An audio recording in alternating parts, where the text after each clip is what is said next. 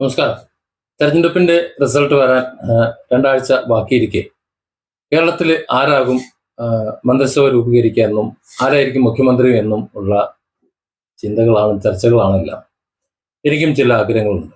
എൻ്റെ മനസ്സിലെ ചില ആഗ്രഹങ്ങളാണ് ഞാൻ ഈ വീഡിയോയിൽ പറയുന്നത്. LDF ആണ് അധികാരത്തിൽ വരുന്നുണ്ടെങ്കിൽ സഖാവ് പിണറായി വിജയൻ മുഖ്യമന്ത്രി ആകരുത്, ആഭ്യന്തരമന്ത്രി ആകരുത്, പറ്റുന്നുണ്ടെങ്കിൽ മന്ത്രി പോലും ആകാതെ മാറിയിരിക്കണം എന്നാണ് എനിക്ക് പറയാനുള്ളത്. ആദ്യം പറയാനുള്ളത്, കാരണം ഒരു മന്ത്രിയായിരിക്കാനുള്ള യോഗ്യത അയാൾക്കില്ല. അത് തന്നെ കാര്യം. പ്രത്യേകിച്ച് മുഖ്യമന്ത്രിയാകാൻ ഒരു ജനപ്രതിനിധി ആവുമ്പോൾ സൗമ്യമായി മര്യാദയ്ക്ക് സംസാരിക്കാൻ കഴിയണം. അത് പ്രായത്തിൻ്റെ ഇത് കൊണ്ടാണോ അതോ അറിയാത്തത് കൊണ്ടാണോ എന്നറിയില്ല. കഴിഞ്ഞ 5 വർഷം, ആദ്യത്തെ 5 വർഷം പോട്ടെ, രണ്ടാമത്തെ 5 വർഷം കൊണ്ട് ജനങ്ങളോട് മര്യാദയ്ക്ക് സംസാരിക്കാൻ, സൗമ്യമായി സംസാരിക്കാൻ അദ്ദേഹത്തിന് കഴിയുന്നില്ല. വളരെ ക്രുദ്ധനായി അധികാരത്തിന്റെ ഒരു മത്ത് തലയ്ക്ക് പിടിച്ചതുപോലെ ഒരു ഗർവിലാണ് സംസാരിക്കുന്നത്, ധാർഷ്ട്യത്തോടെ സംസാരിക്കുന്നത്. അത്തരത്തിലുള്ള ധാർഷ്ട്യത്തോടെ പ്രവർത്തിക്കുന്ന ഒരാൾ മുഖ്യമന്ത്രിയായിട്ട് വന്നാൽ ഈ കേരളം വീണ്ടും നശിച്ചു പോവും. ജനങ്ങളൊക്കെ നിസ്സഹായരായി നിൽക്കുന്ന ഒരു സാഹചര്യം വരും. മാത്രമല്ല, കൂടെയുള്ള മറ്റു മന്ത്രിമാരും ബാക്കിയുള്ളവരും ഒക്കെ ഒന്നിനും കൊള്ളാത്തവരായി, ചണ്ടികളായി മാറിപ്പോകും. ചുരുക്കം പറഞ്ഞാൽ നമ്മുടെ കേരളം നശിച്ച് നാറാണക്കല്ലിളകും. കാര്യക്ഷമമായിട്ടുള്ള ഒരു മന്ത്രിയായിരിക്കാൻ അദ്ദേഹത്തിന് കഴിയില്ല. അതേസമയം ഒരു നല്ലൊരു മന്ത്രിയാകാനുള്ള ഒരു കഴിവുള്ള, ആംബിയറുള്ള, നമ്മളൊക്കെ പറയില്ലേ ഇരട്ടച്ചങ്കൻ എന്നൊക്കെ പറയില്ലേ, അത്തരത്തിൽ കുറെ മര്യാദയ്ക്കൊക്കെ സംസാരിക്കാനും സൗമ്യനായി ഇടപെടാനും ഒക്കെ കഴിയുന്നുണ്ടെങ്കിൽ ഇന്ന് കേരള രാഷ്ട്രീയത്തിൽ മറ്റാരേക്കാളും പിണറായി തന്നെയാണ് യോഗ്യൻ. പക്ഷേ ആ ഒരു കഴിവില്ലായ്മ അതൊരു വലിയൊരു കുറവ് തന്നെയാണ്. ഒരൊറ്റ കാരണം കൊണ്ടാണ് കേരളത്തിൽ ഇപ്പോൾ ഒരു ഭരണം മാറ്റം പോലും ഉണ്ടാകാൻ പോകുന്നത് എന്ന തരത്തിലുള്ള ചർച്ച കേൾക്കുമ്പോൾ തന്നെ മനസ്സിലാവുമല്ലോ. അതുകൊണ്ട് LDF സർക്കാർ അധികാരത്തിൽ വരികയാണെന്നുണ്ടെങ്കിൽ മുഖ്യമന്ത്രിയോ ആഭ്യന്തരമന്ത്രിയോ ആകാതെ മറ്റേതെങ്കിലുമൊക്കെ വകുപ്പ് കൈകാര്യം ചെയ്തുകൊണ്ട് പിണറായി വിജയൻ ജയിക്കുമെങ്കിൽ മാറി നിൽക്കണമെന്നാണ് എൻ്റെ ഒരു അഭിപ്രായം. മറിച്ച് ഇടതുപക്ഷത്തിൽ ഒരുപാട് യുവാക്കളുണ്ട്, കുറെ നല്ല കഴിവുള്ളവരുണ്ട്.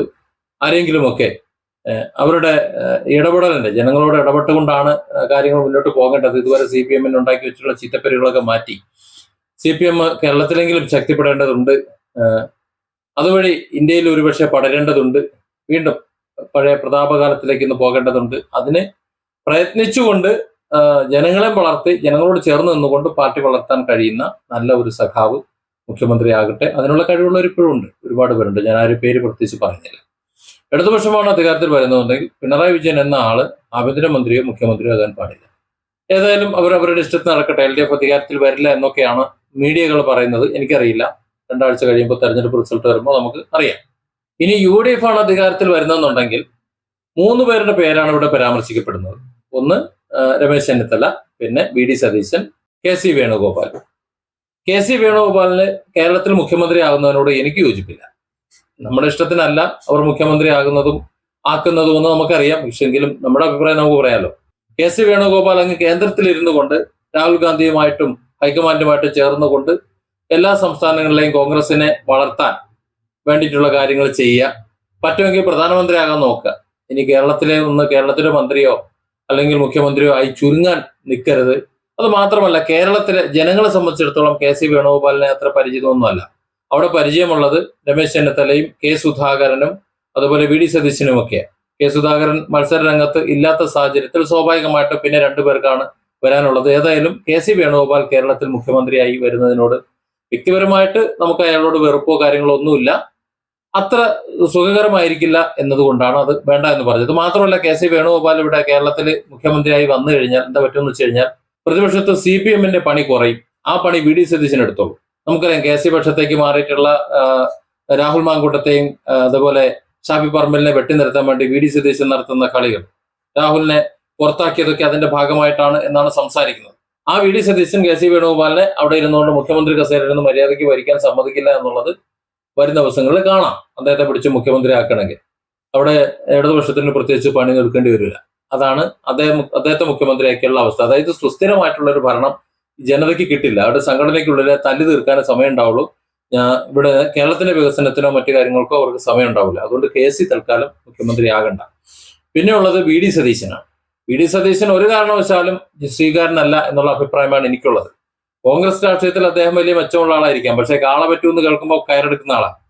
ശരിക്ക് ഒരു നേതാവ് എന്ന് പറയുമ്പോൾ കാള പറ്റുമെന്ന് നോക്കുമ്പോൾ കയറെടുക്കുന്ന ആളല്ല. എന്താണ് അതിന്റെ വസ്തുത, എന്താണ് വരാൻ പോകുന്ന ഭവിഷ്യത്തുകൾ, അല്ലെങ്കിൽ അതിന്റെ വരുവരായികൾ എന്താണ്, ഇതൊക്കെ ആലോചിച്ച് എവിടുന്നാണ് വന്നതെന്നൊക്കെ പക്വമായി ചിന്തിച്ച് തീരുമാനമെടുക്കേണ്ട ഒരാളാണ് മുഖ്യമന്ത്രിയായിട്ട് വരേണ്ടത്. ആ അർത്ഥത്തിൽ രാഹുൽ മാങ്കൂട്ടം എന്ന് പറയുന്ന സ്വന്തം പാർട്ടിയിലെ ഒരു പ്രവർത്തകനോട് പെരുമാറിയിട്ടുള്ള ഒരൊറ്റ പെരുമാറ്റം, ആ പെരുമാറ്റം തന്നെ വി.ഡി. സതീശന് മുഖ്യമന്ത്രി കസേരയിൽ ഇരിക്കാൻ യോഗ്യതയില്ലെന്ന് തെളിയിക്കുന്നതാണ്. ഇടതുപക്ഷത്ത് CPM-ലുള്ള MLA-മാരും മറ്റുള്ളവരും സമാനമായിട്ടുള്ള ആരോപണങ്ങൾ നേരിട്ട സമയത്ത് എന്തായിരുന്നു, അല്ലെങ്കിൽ ഇപ്പോൾ അദ്ദേഹത്തിന്റെ പേരിൽ എന്തെങ്കിലും കേസുകളുണ്ടോ, ഇനി വന്ന കേസുകൾ തന്നെ കോടതിയിൽ നിലനിൽക്കുമോ, ഇത്രയും രൂക്ഷമായി തങ്ങൾ ഇടപെടേണ്ടതുണ്ടോ, അദ്ദേഹത്തിനുള്ള ജനപിന്തുണ എന്താണ്, ജനങ്ങളുടെ സപ്പോർട്ട് എങ്ങനെയാണ്, ഇത്തരമുള്ള കാര്യങ്ങളൊക്കെ ചിന്തിക്കണം. എല്ലാം ചിന്തിച്ചിട്ട് KC വേണുഗോപാൽ പക്ഷത്തേക്ക് മാറി പോയി എന്നൊരൊറ്റ കാരണം, അതായത് വി.ഡി. സതീശൻ പക്ഷത്തായിരുന്നു രാഹുൽ മാങ്കൂട്ടത്തൊക്കെ, ആ രാഹുൽ മാങ്കൂട്ടം അവിടെ നിന്ന് മാറി KC വേണുഗോപാൽ പക്ഷത്തേക്ക് മാറിപ്പോയി എന്നൊറ്റ കാരണം കൊണ്ട് ഇനി എങ്ങാനും വേണുഗോപാൽ മുഖ്യമന്ത്രി ആയാലോ എന്ന് പേടിച്ചുകൊണ്ട് ഒരു കളം മുമ്പേ കളിച്ചിട്ട്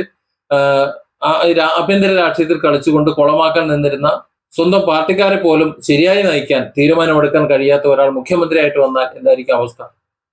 വളരെ പരിതാപകരമായിരിക്കും കേരളത്തിലെ ജനങ്ങളുടെ അവസ്ഥ. അതുകൊണ്ട് വി.ഡി. സതീശൻ എന്ന കോൺഗ്രസിന്റെ നേതാവിനെയും മുഖ്യമന്ത്രി സ്ഥാനത്ത് നിന്ന് ഞാൻ വെട്ടിമാറ്റുകയാണ്. പിന്നെ രമേശ് ചെന്നിത്തല മുഖ്യമന്ത്രിയാകണമെന്ന് ഞാൻ ആഗ്രഹിക്കുന്നതിന് മറ്റു ചില കാരണങ്ങളുണ്ട്. ഒന്ന്, എനിക്ക് തന്നെ ചില അനുഭവങ്ങളുണ്ട്. നിങ്ങൾക്ക് ഓർമ്മയുണ്ടാകും 2016 പാലിയേക്കര ടോൾ പ്ലാസ ഇഷ്യൂ.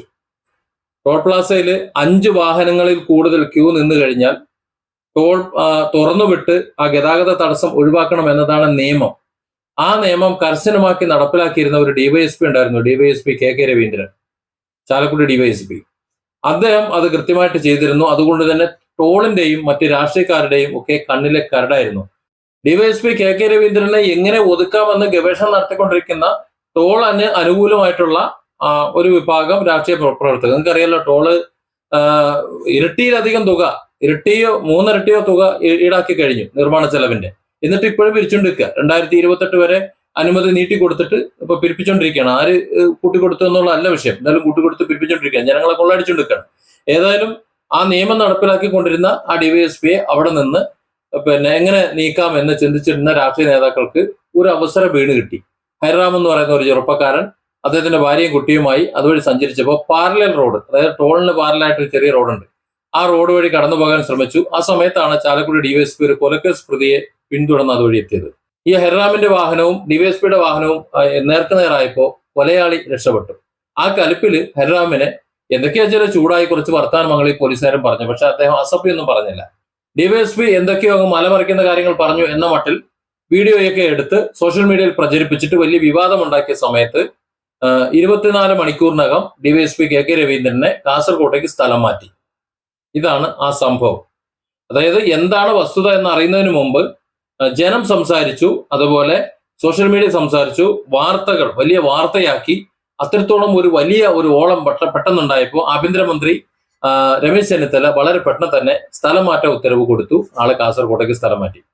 ഈ DYSP SI ആയിരുന്ന സമയത്ത് അദ്ദേഹം ജോലി ചെയ്തിരുന്ന പോലീസ് സ്റ്റേഷനിൽ ലീഗൽ സർവീസ് കമ്മിറ്റിയിലെ, അതായത് ലീഗൽ സർവീസ് വോളണ്ടിയറായി 28 ദിവസം ജോലി ചെയ്തിരുന്ന എനിക്ക് ഇദ്ദേഹം തെറിവിളിക്കില്ല എന്നറിയാം. കാരണം അദ്ദേഹം ഇൻവെസ്റ്റിഗേറ്റർ കാറ്റഗറിയാണ്. അദ്ദേഹം തെറിവിളിക്കാൻ സാധ്യതയില്ല, ചൂടായേക്കാം.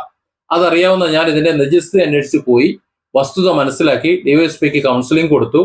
അദ്ദേഹത്തെ പൂജാമുറിയിൽ നിന്നൊക്കെ പിടിച്ച് പുറത്തേക്ക് ഇറക്കി രേഖകളൊക്കെ എടുത്ത് ആഭ്യന്തരമന്ത്രി രമേശ് ചെന്നിത്തലയ്ക്ക് സമർപ്പിച്ചു, മെയിലിൽ സമർപ്പിച്ചു. അദ്ദേഹത്തിന്റെ ഓഫീസിൽ വിളിച്ച് വിവരം പറഞ്ഞു. ഇതാണ് ഇതിന്റെ വസ്തുത, ഹൈക്കോടതിയുടെ ഉത്തരവുണ്ട്, മറ്റു കാര്യങ്ങളുണ്ട്, അത് നടപ്പിലാക്കാൻ പോയ ആളാണ്. ഈ കേസ് അവിടെ കിട്ടിയിട്ടുള്ള പരാതി ശരിയല്ല, പരിശോധിക്കണം എന്ന് പറഞ്ഞുകൊണ്ട് സകല ഡോക്യുമെന്റും ഞാൻ രമേശ് ചെന്നിത്തലയുടെ ഓഫീസിലേക്ക് കൊടുത്തപ്പോൾ അദ്ദേഹം ആരാണ് ഇത് തരുന്നത്, അതായത് ഞാനൊരു സാധാരണ പൗരൻ മാത്രമാണ്, ആരാണ് തനിക്ക് ആ വിവരം തരുന്നത് എന്ന് പോലും നോക്കാതെ അത് കൃത്യമായി പരിശോധിച്ച് 2 ആഴ്ചയ്ക്കുള്ളിൽ തിരിച്ച് ആ DYSP തൃശ്ശൂരേക്ക് വീണ്ടും സ്ഥലം മാറി വന്നു. അതായത് ചെയ്തത് തെറ്റാണ് എന്ന് മനസ്സിലായപ്പോൾ അത് തിരുത്താൻ തയ്യാറായി. അത് മാത്രമല്ല, അതിനെതിരെ സോഷ്യൽ മീഡിയയും ചാനലുകളും ഒക്കെ വാർത്ത ചെയ്തപ്പോൾ അദ്ദേഹം എടുത്ത നിലപാടിൽ ഉറച്ചു നിന്നു. അതായത് ഒരു അബദ്ധം പറ്റി.